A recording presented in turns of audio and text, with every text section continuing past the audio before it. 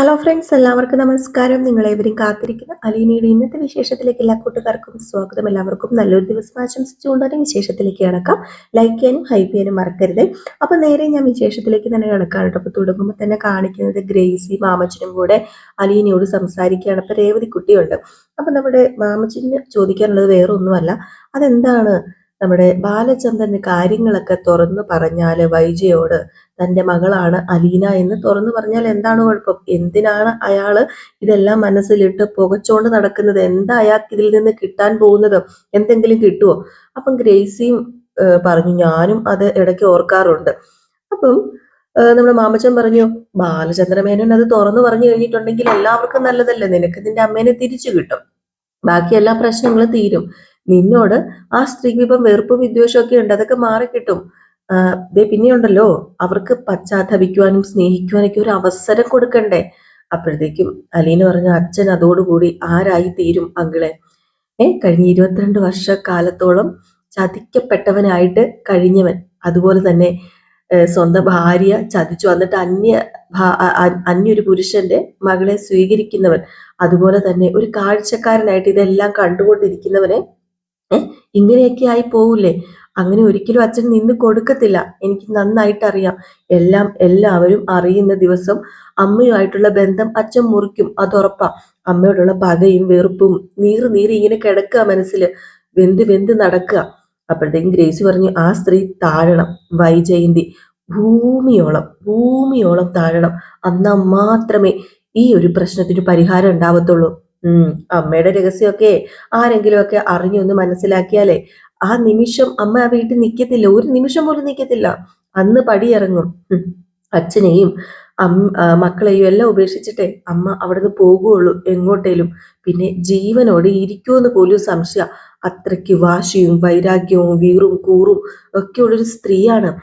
ആ ഒരു സ്ത്രീ ആയതുകൊണ്ട് തന്നെ അങ്ങനെ നടക്കത്തുള്ളൂ. പിന്നെ ജീവിച്ചിരുന്നു കഴിഞ്ഞിട്ടുണ്ടെങ്കിൽ ആരോടൊക്കെ ഉത്തരം പറയണം? ഭർത്താവിനോട്, ബന്ധുക്കളോട്, മക്കളോട്, നാട്ടുകാരോട്, ആരുടെയൊക്കെ മുമ്പിൽ തല താഴ്ത്തി നിൽക്കേണ്ടി വരും?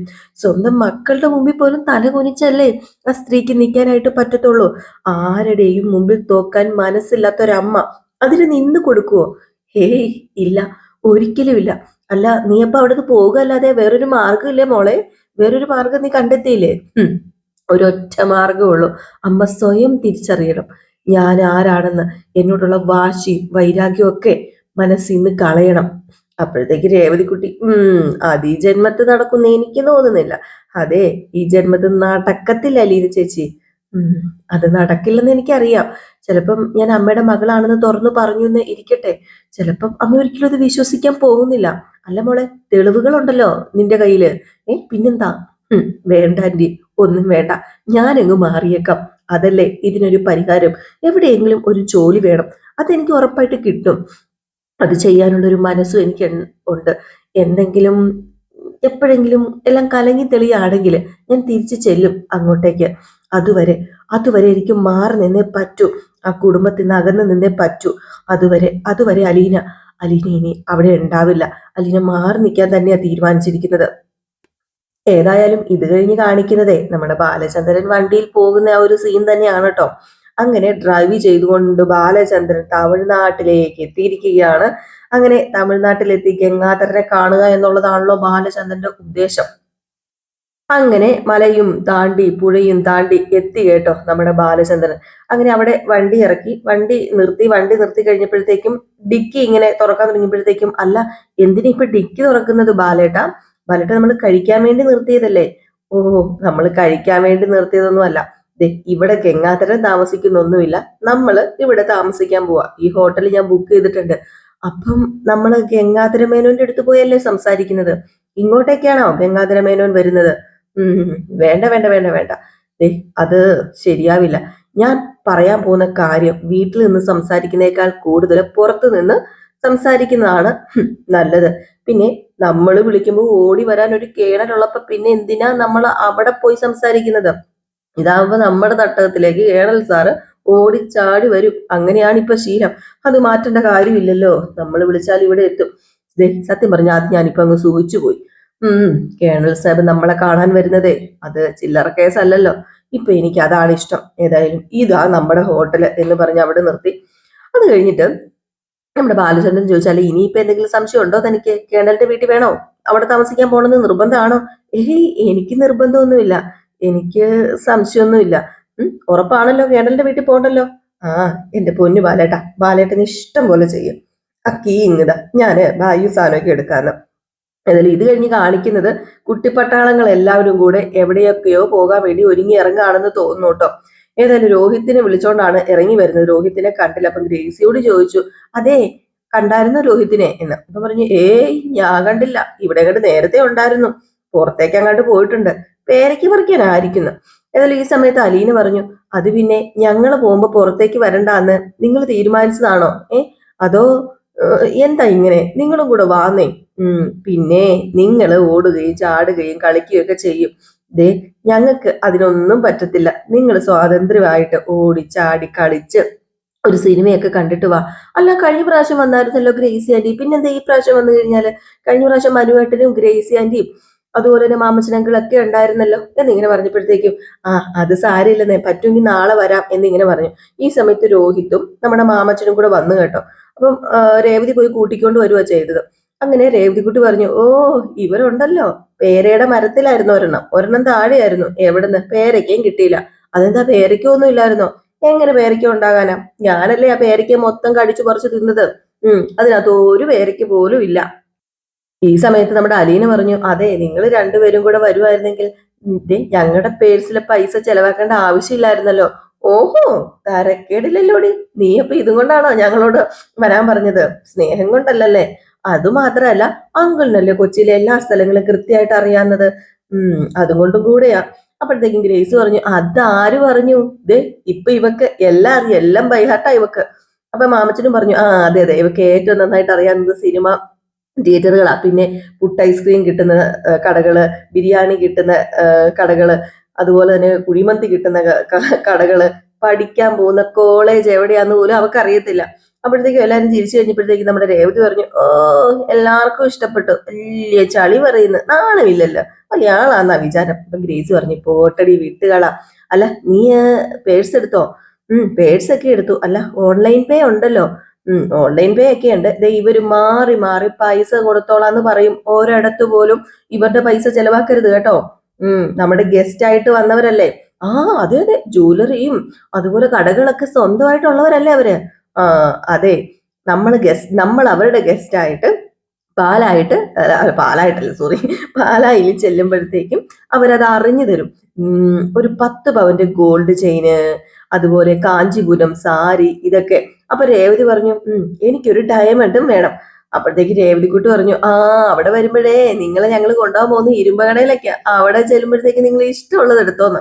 അപ്പൊ ഗ്രേസി പറഞ്ഞു, നീ ആള് ഗെയിമിയാണല്ലോടി, ഞങ്ങൾ വരുന്നുണ്ടേ ഒരു ദിവസം. ആ അപ്പോഴത്തേക്കും നമ്മുടെ രോഹിത് വലിയ കാര്യത്തിന് പോകുന്നുണ്ട്, എല്ലാവരും ആകട്ടോ, വെറുതെ സമയം കളയാനായിട്ട് ഓരോന്നും പറഞ്ഞുകൊണ്ട് നിൽക്കുക. അപ്പോഴത്തേക്കും രേവതിക്കുട്ടി, ഓ താൻ എന്താ ഈ പറയുന്നത്? ഞങ്ങൾ വരാം, ഞങ്ങൾ കുറച്ച് പെണ്ണുങ്ങൾ അങ്ങനെയാ, കുറച്ച് സംസാരിച്ചിട്ടൊക്കെ വരത്തുള്ളൂ എന്ന് പറഞ്ഞിട്ടോ. അപ്പൊ അലീന പറഞ്ഞു, വാടി പെണ്ണെ വാ പോകാന്ന് പറഞ്ഞ് എല്ലാരെയും കൂട്ടിക്കൊണ്ട് അലീനയെ ഇറങ്ങിയിട്ടോ. അങ്ങനെ മാമച്ചനും ഗ്രേസിയും പോകുന്നില്ല.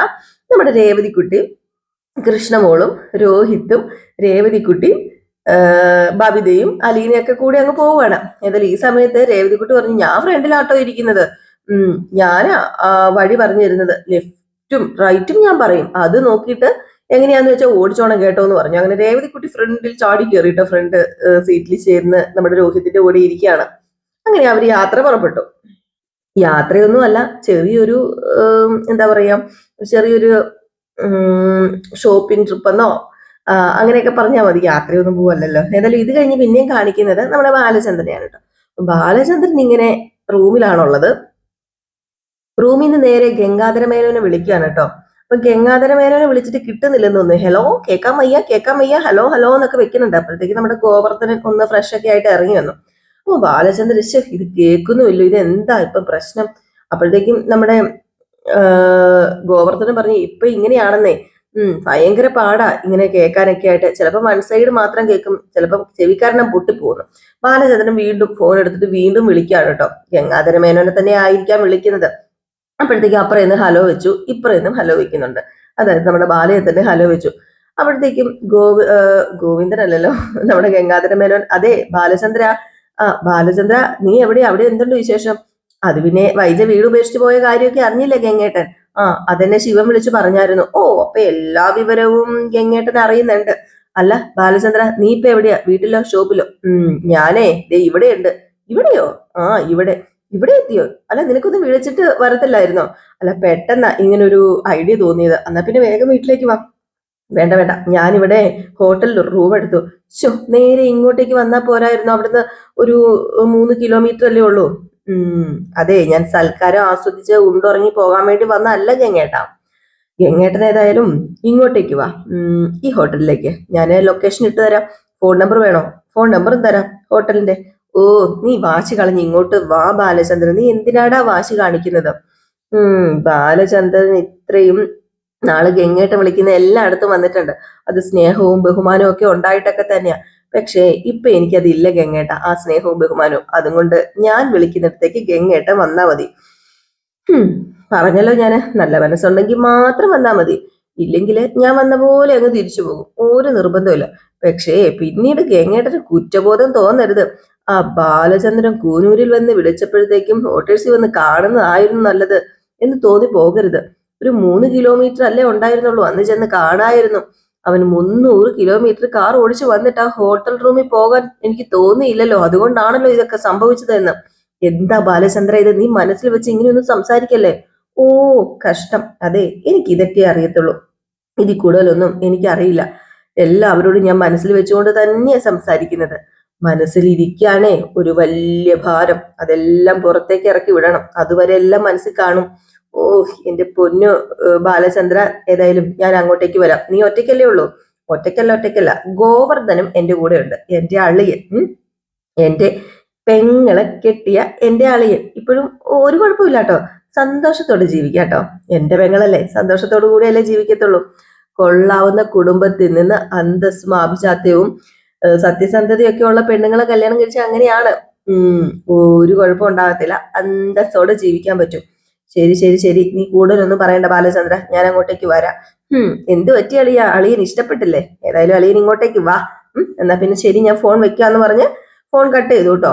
ഏതായാലും നമ്മുടെ അളിയൻ പെട്ടു. ഗംഗാധര മേനോൻ പെട്ടു എന്ന് തന്നെ വേണമെങ്കിൽ പറയാം. ഈ സമയത്ത് ഗോവർദ്ധനോട് പറയാണ്, ദേ ഇതും ഒരു അളിയന അല്ലേ? അതും ഒരു അളിയൻ. ഗംഗാധര മേനോൻ അളിയൻ. എന്തു പറ്റി? നിങ്ങൾ തമ്മിൽ ഉടക്കാണോ ബാലേട്ടാ? അത്ര രസത്തിലല്ല വൈജയുടെ പ്രശ്നം കാരണമേ, കുറച്ചുടക്കൊക്കെയാ. അല്ല, അവരിപ്പോ വൈജേച്ചിയുടെ സൈഡാണോ?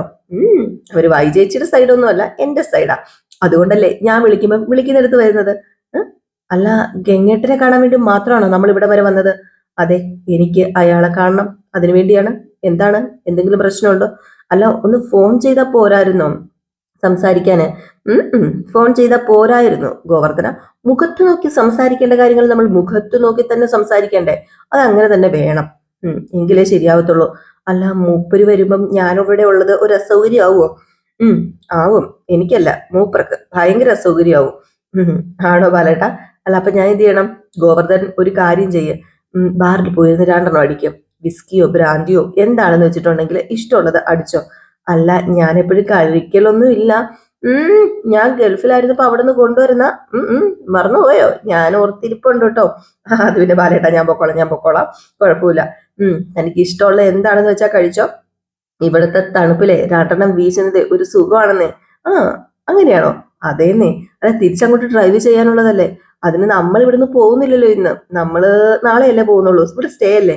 ഓ, പിന്നെ അല്ല, എന്നാ പിന്നെ കുഴപ്പമില്ല ബാലേട്ടാ, ഞാൻ ഏറ്റു, ഞാൻ അടിച്ചോളാന്ന് പറഞ്ഞ് ഗോവർദ്ധൻ അങ്ങ് പോവുകയാണ് കേട്ടോ. നൈസായിട്ട് നമ്മുടെ ഗോവർദ്ധനെ അവിടെ നിന്ന് ഒഴിവാക്കുന്നത് തന്നെയാണ് ബാലചന്ദ്രൻ. ഇത് കഴിഞ്ഞ് നമ്മുടെ ബാലചന്ദ്രന്റെ അടുത്ത കോള് വരികയാണ്. വേറെ ആരും അല്ല വിളിക്കുന്നത്, ഗംഗാധര മേനോനാണ്. അപ്പൊ ഗംഗാധര മേനോൻ ചോദിക്കുകയാണ്, അല്ല റൂം നമ്പർ എത്രയാടോ? അല്ല, ഇങ്ങോട്ടേക്ക് ആദ്യമായിട്ടാണോ വരുന്നത് ഗംഗേട്ടൻ? അല്ലല്ലോ. ആ താഴെ റിസപ്ഷനിൽ ചോദിച്ചു കഴിഞ്ഞിട്ടുണ്ടെങ്കിൽ അവർ പറഞ്ഞു തന്നോളും. അല്ല, ഈ നാട്ടിൽ ഇങ്ങനെ ഒരു സമ്പ്രദായം ഒന്നും ഇല്ലേ? അറിയാമല്ല എന്നിട്ട് ചോദിക്കുക. ഓ, നീ ആയോണ്ട് ഡയറക്റ്റ് ആയിട്ട് അങ്ങ് വിളിച്ചു ചോദിച്ചതാ. ബുദ്ധിമുട്ടായോ? ഓ, ബുദ്ധിമുട്ട് എനിക്കില്ല. ഇനിയിപ്പോ കേണൽ സാബിന് ബുദ്ധിമുട്ടുണ്ടോ എന്നറിയാൻ വേണ്ടി ചോദിച്ചതാ. ഞാൻ റിസപ്ഷനിൽ ചോദിച്ചോളാം. എന്തായാലും വിളിച്ചതല്ലേ, ഞാൻ നമ്പർ പറയാം എന്ന് പറഞ്ഞുകൊണ്ട് നമ്പറും പറഞ്ഞു കൊടുത്തു കേട്ടോ നമ്മുടെ ബാലചന്ദ്ര മേനോൻ. അപ്പോഴത്തേക്കും താങ്ക് യു എന്ന് പറഞ്ഞു. അപ്പൊ ബാലചന്ദ്രൻ പറഞ്ഞു, കേണൽ സാബ് എന്നാ പിന്നെ കേറി വാ, വെൽക്കം, കേറി വരൂ എന്നൊക്കെ പറഞ്ഞ് എന്താ പറയാ ഒരു വെൽക്കം ഒക്കെ കൊടുത്തു. നമ്മുടെ ബാലചന്ദ്രൻ ഫോൺ കട്ട് ചെയ്തിട്ട് ഇങ്ങനെ വെയിറ്റ് ചെയ്തിരിക്കുകയാണ് ഗംഗാധര മേനോന് വേണ്ടി. അങ്ങനെ പറഞ്ഞത് പ്രകാരം ആ റൂമിലേക്ക് നമ്മുടെ ഗംഗാധര മേനോൻ എത്തുന്ന സീനാണ് അടുത്തത്. അങ്ങനെ റൂമിൽ കയറിയതും ബാലചന്ദ്രൻ റൂം അടച്ചു. റൂം അടച്ചു കഴിഞ്ഞിട്ട് നമ്മുടെ ബാലേന്ദ്രൻ പറഞ്ഞു, അത് പിന്നെ ഗംഗേട്ടൻ വരികയാണെങ്കിൽ ഞാൻ ഒന്ന് ബാറിൽ പോയി 2 അടിക്കാന്ന് ഓർത്തിരുന്നതാ. അല്ല, നല്ലത് വേണമെങ്കിലേ ഞാനൊരു കാര്യം ചെയ്യാമായിരുന്നല്ലോ, വീട്ടിൽ നിന്ന് കൊണ്ടുവരായിരുന്നല്ലോ. ഓ, എനിക്ക് നല്ലതൊന്നും വേണ്ട, വളിച്ചതും പുളിച്ചതും ഒക്കെ അല്ലേ എനിക്ക് ഇത്രയും നാള് കിട്ടിയത്. അല്ല, ഞാൻ ലിക്വറിന്റെ കാര്യമാ പറഞ്ഞത്, എനിക്ക് കിട്ടും നല്ലത്. ഓ, അത് ഗംഗേട്ടൻ തന്നെ കുടിച്ചോ, ഞാൻ പറഞ്ഞില്ലേ എനിക്ക് നല്ലത് കുടിച്ച് ശീലമില്ല. അല്ല, ഞാൻ നിന്നോട് സംസാരിക്കുന്നത് എന്റെ അടുത്ത ബന്ധു എന്ന സ്ഥാനവും ബഹുമാനവും സ്നേഹവും തന്നുകൊണ്ടാ ബാലചന്ദ്ര. പക്ഷേ നീ എന്നോട് വളരെ നിഷേധാത്മകമായ രീതിയിലാണ് പെരുമാറുന്നത്. ദേ ഗംഗേട്ടാ, ഞാൻ ഒതുക്കി പിടിക്കുന്നതാ. ഇതൊന്നും അല്ല എന്റെ മനസ്സിലുള്ളത്. എന്റെ മനസ്സിലുള്ളത് ഇതുക്കും മേലെയാണ്. അത് അത് പറയാതിരിക്കുന്നതാണ് ഗംഗേട്ടാ നല്ലത്. അത് പറഞ്ഞു കഴിഞ്ഞാലേ ഒരിക്കലും താങ്ങൂല. അല്ല, ഗോവർദ്ധനും കൂടെ ഉണ്ടെന്ന് പറഞ്ഞിട്ട് ആളെന്തിയെ കണ്ടില്ലല്ലോ? ഞാനേ അവനെ ബാറിലേക്ക് പറഞ്ഞയച്ചു. നമ്മൾ തമ്മില് സംസാരിക്കുന്ന കോൺവെർസേഷൻ അയാൾ കേൾക്കാതിരിക്കുന്നതല്ലേ നല്ലത്. അയാൾ കേട്ട് കഴിഞ്ഞാൽ ശരിയാവില്ല. അല്ല, ഇവിടം വരെ വന്നിട്ട് എന്റെ വീട്ടിലേക്ക് ബാലചന്ദ്രൻ വരാതിരിക്കുന്നത് വളരെ മോശമല്ലേ? പ്രത്യേകിച്ച് ഗോവർദ്ധനൻ കൂടെ ഉള്ളപ്പം. അദ്ദേഹം ആദ്യമായിട്ട് വരികയല്ലേ. ഗംഗേട്ടാ, ഞാൻ ബന്ധം പുതുക്കാനോ ബന്ധം കൂടാനോ വന്നതല്ല, സൗഹൃദം സ്ഥാപിക്കാനും വന്നതല്ല. ഞാൻ വന്നതേ വേറൊന്നിനുമല്ല. എനിക്ക് കുറച്ച് കാര്യങ്ങൾ ചെയ്തു തീർക്കാനുണ്ട്. അതിനുവേണ്ടി വന്നതാണ്. പിന്നെ നിങ്ങളൊരു വലിയ ചതിയനാണെന്ന് ഉള്ള കാര്യം എനിക്കറിയാം.